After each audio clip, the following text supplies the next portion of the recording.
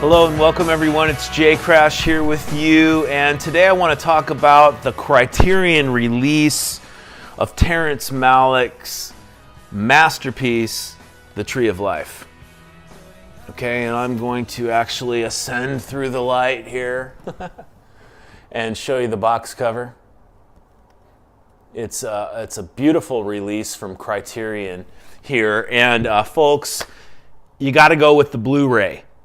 Okay, and I'm not going to do a whole unboxing here or anything, but I will tell you that the Blu-ray actually has the cool book, okay, that you get with the awesome still images from the film, and you get a collection of various essays written about the film, including the Roger Ebert essay. And of course, Criterion goes the whole 9 yards. All right, the awesome little book with the slipcover here. To me, The Tree of Life is probably one of the greatest films ever made. And people have their opinions about it, and people have their opinions about Terrance Malick, and they like to call him ambitious and pretentious. And is it ambitious? Fucking A. It is probably one of the most ambitious films that I've ever seen. It is so large in scope.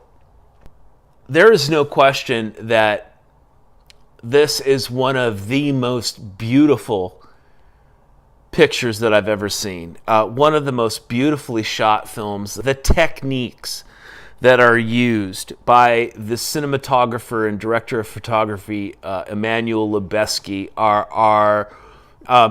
they're so avant-garde. And I recall I saw this film in the theater. I saw this film in the theater twice. I was so blown away by it. The relationship that he has with Terrance Malick here to capture this sort of reflection and the timing of the choices, the magic hours that they were out there with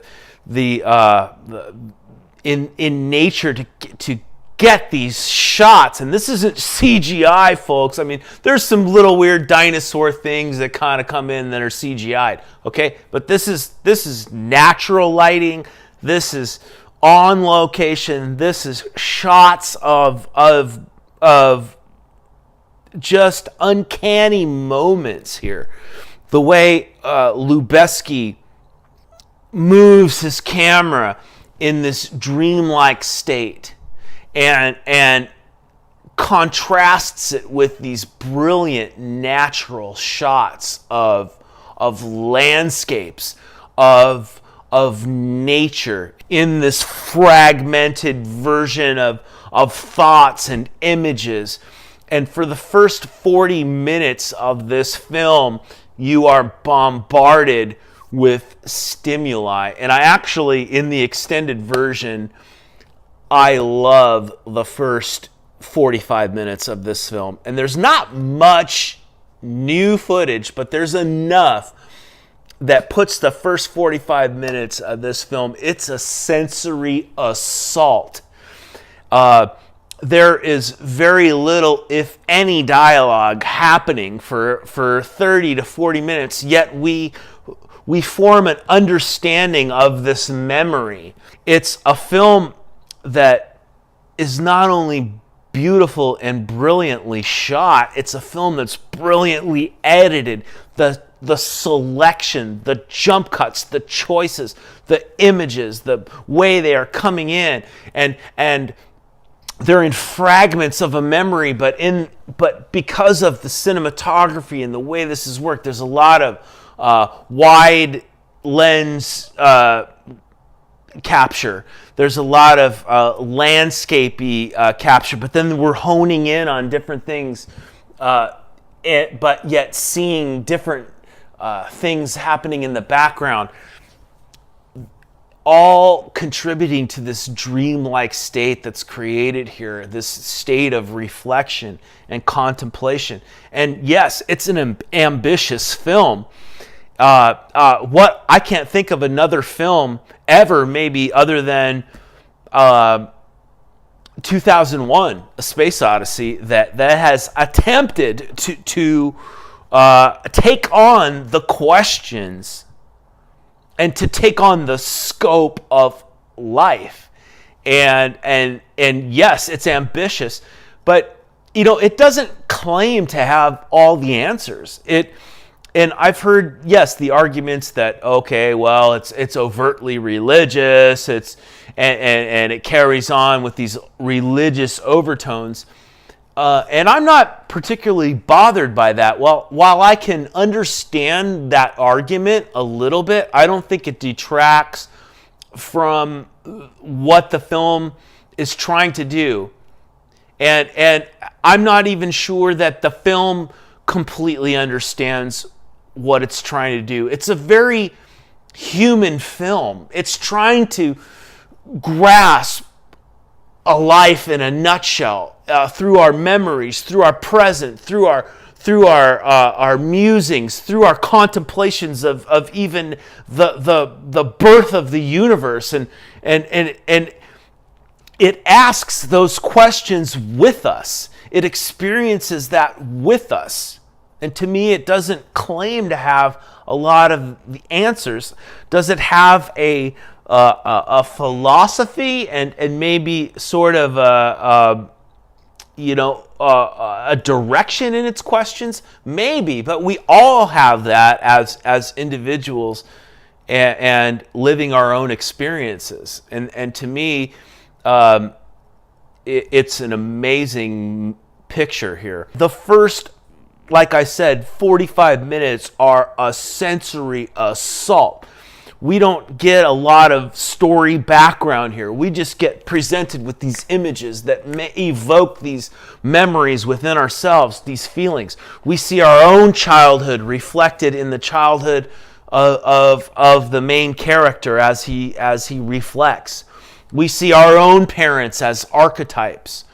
We see our own experiences in the modern world and our education and our upbringing and how they formulate our understanding and yet still spawn more questions for us.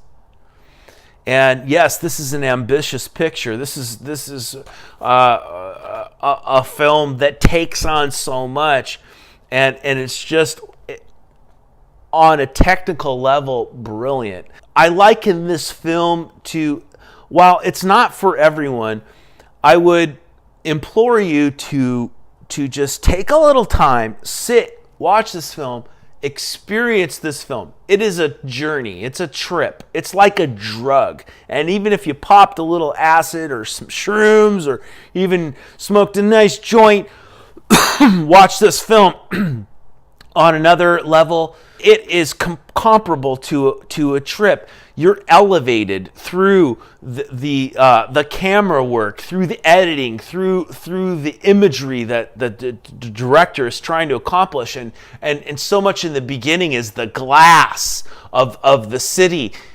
When we flash forward to Sean Penn's character in the modern day, we're in these cities of glass, which is really like, but then we're contrasted against nature and these things that are happening on the outside, but we really live in these little glass houses, and the movements of the cameras as they walk through the crowds of people, and we're ascending up these escalators and elevators in these glass houses, and then we go on this whole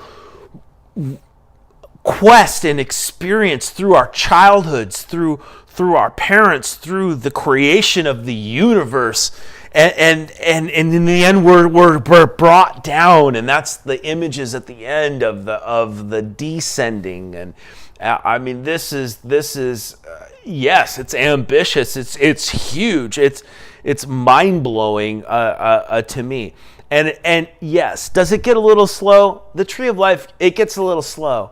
It gets a little tough to kind of, especially if you're watching the extended version. I mean, I'm not gonna lie, there's some pork in the second to mid stages of the film, post creation sequences, where we get more sort of background, more things that are going on with the family, more footage of the family. There's about 50 additional minutes added onto the extended version, and so it gets a little laborious in there. And while I say that, I will say that the theatrical cut is still the main cut. And it's the film that I fell in love with when I first saw The Tree of Life. And the additional footage is definitely worth it to just experience and see, especially if you're a big fan of the film like I am. So here it is, folks. It's The Tree of Life, Criterion Blu-ray. Definitely a must-see. And if you haven't seen the other films, like I mentioned, by Terrance Malick, to me, he has many very good films. There's not a Terrance Malick film that I don't like, per se, but to me, definitely Days of Heaven, one of my all-time favorite films. Just a masterpiece in and of itself. And also Badlands, and consequently, those two are also available on Criterion Blu-ray. I should have actually brought them up here to show them to you. They're in my collection. But Badlands, Days of Heaven, and the magnus opus from Terrance Malick, The Tree of Life. All right, everyone. Thanks for being here with me today. It's Jcrashinthecar. Take care.